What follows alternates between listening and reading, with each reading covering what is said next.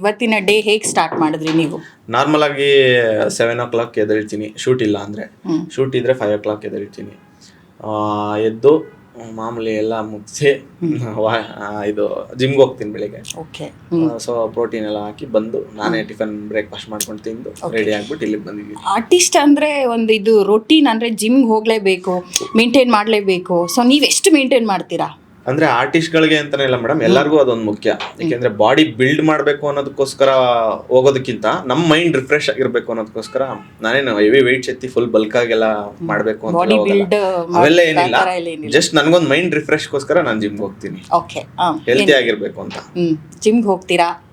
ಅದಾದ್ಮೇಲೆ ಇವಾಗ ಅಷ್ಟು ಸದ್ಯಕ್ಕೆ ಅಷ್ಟು ಮಾಡಿದೀರಾ. ಏನ್ ಬ್ರೇಕ್ಫಾಸ್ಟ್ ಯೂಶುವಲಿ ನಿಮ್ಗೆ ಏನ್ ಇಷ್ಟ ಆಗುತ್ತೆ ಬ್ರೇಕ್ಫಾಸ್ಟ್ ಅಲ್ಲಿ? ಓಟ್ ಮೀಲ್ ತಗೊಂತೀನಿ. ಅಂದ್ರೆ ನೈಟ್ ನೆನೆಸಿಟ್ಟಿರ್ತೀನಿ. 5 ಥರ ಸೀಡ್ಸು, ಡ್ರೈ ಫ್ರೂಟ್ಸು, ಓಟ್ಸು ನೀರಲ್ಲಿ ನೆನೆಸಿಟ್ಟು ಬೆಳಿಗ್ಗೆ ಅದನ್ನ ಬಾಳೆಹಣ್ಣು ಮತ್ತು ಆ್ಯಪಲ್ ಜೊತೆ ಮಿಕ್ಸ್ ಮಾಡಿ ಆಫ್ಟರ್ ವರ್ಕೌಟ್ ತಿಂತೀವಿ. ಓಕೆ, ತುಂಬಾ ಒಳ್ಳೊಳ್ಳೆ ಹ್ಯಾಬಿಟ್ಸ್ನೆಲ್ಲ ಬೆಳೆಸ್ಕೊಂತ ಇದ್ದೀರಾ ನೀವು. ಅಂದ್ರೆ ಇನ್ನು ಯೂಶುವಲಿ ಏನಾಗುತ್ತೆ ಅಂದ್ರೆ ನಾವು ಚಿತ್ರಾನ್ನ, ಉಪ್ಪಿಟ್ಟು, ವಡೆ, ದೋಸೆ ಇವೆಲ್ಲ ಮಾಡ್ಕೊಳಕ್ ತುಂಬಾ ಕಷ್ಟ. ಇದು ನೋಡಿ ಹೆಲ್ತಿ ಆಗಿರುತ್ತೆ, ಸಿಂಪಲ್ ಆಗಿ ಮಾಡ್ಕೊಬಿಡ್ಬೋದು.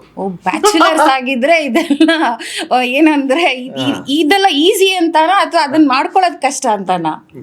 ಈಸಿ ಅಂತಾನೆ ಮೇಡಮ್. ಅಂದ್ರೆ ನಿಮ್ಗೆ ಸಿಂಪಲ್ ನೈಟ್ ಎಲ್ಲ ಒಂದು ಬಾಕ್ಸಲ್ಲಿ ಹಾಕಿರೋದು ಅದನ್ನ ಬಟ್ಲೆ ಹಾಕಿ ನೆನ್ಸಿಟ್ರೆ ಬೆಳಿಗ್ಗೆ ಅಷ್ಟಲ್ಲಿ ಕರೆಕ್ಟ್ ಆಗಿ ಆಗಿರುತ್ತೆ. ಅದಕ್ಕೊಂದ್ ಸ್ವಲ್ಪ ಹಾಲು, ಬಾಳೆಹಣ್ಣು, ಆಪಲ್ ಹಾಕ್ಬಿಟ್ಟು ತಿನ್ಬಿಟ್ರೆ ಬ್ರೇಕ್ಫಾಸ್ಟ್ ಮುಗೀತು. 3-4 ಎಗ್ ವೈಟ್ ತಿನ್ಬಿಟ್ರೆ. ಓಕೆ, ಎವ್ರಿ ಡೇ ಒಂದೇ ತರ ಅದೇ ತಿಂತಾ ಇದ್ರೆ ಬೋರ್ ಆಗಲ್ವಾ? ಚೆನ್ನಾಗಿರುತ್ತೆ, ಟೇಸ್ಟ್ ಚೆನ್ನಾಗಿರುತ್ತಲ್ಲ, ನಿಮ್ಗೆ ಏನು ಅನ್ಸಲ್ಲ. ಟೇಸ್ಟ್ ಚೆನ್ನಾಗಿದೆ ಅಂದ್ರೆ ಚೆನ್ನಾಗಿ ಮಾಡ್ಕೋಬೇಕು. ಅದು ನೀವು ಹಾಕೋದು ಅದೆಲ್ಲ ಇಂಗ್ರೀಡಿಯೆಂಟ್ಸ್ ಚೆನ್ನಾಗೇ ಇರುತ್ತೆ, ಅದು ಟೇಸ್ಟ್ ಆಗಿರ್ಬೇಕು. ಇಲ್ಲಾಂದ್ರೆ ಒಂಥರ ಸಿಕ್ ಆಗ್ಬಿಡ್ತೀವಲ್ವಾ. ಓಕೆ, ಈಗ ಬಿಗ್ ಸ್ಕ್ರೀನ್ ಅಂತ ಬಂದಾಗ ರಿಷಬ್ ಶೆಟ್ಟಿ ಅವರು ಸೂಪರ್ ಸ್ಟಾರು. ಈ ಕಿರುತೆರೆ ಅಥವಾ ಸೋಷಿಯಲ್ ಮೀಡಿಯಾ ಅಂತ ಬಂದಾಗ ಯು ಆರ್ ಆಲ್ಸೋ ಒಂಥರ ಬಿಗ್ ಸ್ಟಾರ್ ನೀವು. ಸೊ ಎಷ್ಟು ಖುಷಿ ಆಗುತ್ತೆ ಮೇಡಮ್. ಸ್ಟಾರು ಅದೆಲ್ಲ ನಾನು ಯೋಚನೆ ಮಾಡಿಲ್ಲ. ಬಟ್ ಅಂದರೆ ಜನಗಳು ನಮಗೆ ಪ್ರೀತಿ ಕೊಡ್ತಾರಲ್ಲ, ಅದು ನನಗೆ ತುಂಬ ಖುಷಿ ಆಗುತ್ತೆ. ಎಲ್ಲೇ ಹೋದ್ರೂ ಅಂದರೆ ಸಿನಿಮಾ ಯಾವ ಮಟ್ಟಿಗೆ ಹಿಟ್ ಆದರೆ ಒಂದು ಪ್ರೀತಿ ತೋರಿಸ್ತಾರೋ ಆ ಮಟ್ಟಿಗೆ ನಮಗೆ ಪ್ರೀತಿ ತೋರಿಸ್ತಾ ಇದ್ದಾರೆ, ಅದೊಂದು ಖುಷಿ. ಜನರು ಯಾವ ಥರ ಯೂಶಲಿ ನೀವು ಎಲ್ಲೋ ಒಂದು ಕಡೆ ಹೋಗ್ತೀರಾ, ಯಾವ ಥರ ನಿಮ್ಮನ್ನ ಮಾತಾಡಿಸ್ತಾರೆ, ಹೇಗಿರುತ್ತೆ ರಿಯಾಕ್ಷನ್? ಮೇಡಮ್, ಎಲ್ಲರೂ ಒಂದೇ ತರ ಮಾತಾಡ್ಸಲ್ಲ. ಕೆಲವೊಬ್ರು ಒಬ್ಬೊಬ್ರು ಒಂದೊಂದ್ ತರ ಮಾತಾಡಿಸ್ತಾರೆ. ತುಂಬಾ ಖುಷಿಯಾಗಿ ಬಂದು ಮಾತಾಡ್ಸೋರು ಇದ್ದಾರೆ.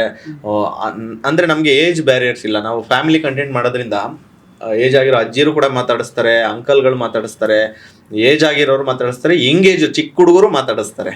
ಒಬ್ಬೊಬ್ರು ಏಜ್ ಆಗಿರೋರು ಅಂದ್ರೆ ಮತ್ತೆ ಇನ್ಯಾರು ಹೇಳ್ರಿ, ಅಂಕಲ್ಸ್ ಎಲ್ಲ ಹುಡುಗಿರ ಬಗ್ಗೆ ಏನು ಮಾತಾಡಿಸ್ತಾರೆ. ಅದನ್ನ ಯಾಕೆ ಬಿಟ್ಬಿಟ್ರಿ?